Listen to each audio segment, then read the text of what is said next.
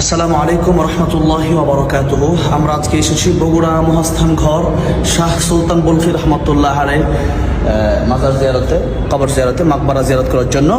তো আজকে যে বিষয়টি আপনাদেরকে দেখাতে চাচ্ছি সেই বিষয়টি হলো, দেখেন এখানে মাজার বা কবর জিয়ারতের নিয়মাবলী আছে এবং এখানে সর্বশেষে যে কথা লেখা আছে, কোনো অবস্থায় মাজার বা কবরকে সিজদা করা যাবে না, হারাম। এটাই আমরা বলি, এটাই আমরা বলতে চাই যে আল্লাহ রাব্বুল আলামিন কোরআন শরীফে বলেছেন সূরা লুকমানে, ওয়া ইয ক্বালা লুকমানু লিবনিহি ওয়া হুয়া ইয়াইদুহু ইয়া বুনাইয়া লা তুশরিক বিল্লাহ ইন্নাশ শিরকা লাযুলমুন আযীম। লোকমান হাকিম তার সন্তানকে নসিহত করেছেন যে পৃথিবীতে সবচেয়ে বড় গুনাহ হচ্ছে শিরকের গুনাহ। আল্লাহ রাব্বুল আলামিন সবচেয়ে বেশি কষ্ট পান যখন বান্দা আল্লাহকে ছাড়া অন্য কাউকে সিজদা করেন। তাই আল্লাহ রাব্বুল আলামিন অন্য এক আয়াতে বলছেন, মা ইউশরিক বিল্লাহি ফাকাদ হারামাল্লাহু আলাইহিল জান্নাতা ওয়া মাওয়াহুন নার।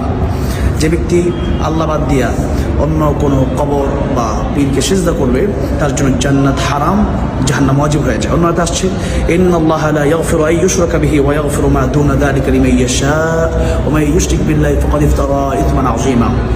কিয়ামতের ময়দানে আল্লাহ রাব্বুল আলামিন চাইলে বান্দার গুনাহ মাফ করে দিবেন, সব গুনাহ মাফ করে দিবেন, কিন্তু এই একটি গুনাহ, শিরকের গুনাহ আল্লাহ রাব্বুল আলামিন কখনোই মাফ করবেন না। তাই শিরক থেকে আমরা বিরত থাকবো, কবর বা মাজারকে সিজদা থেকে আমরা বিরত থাকবো।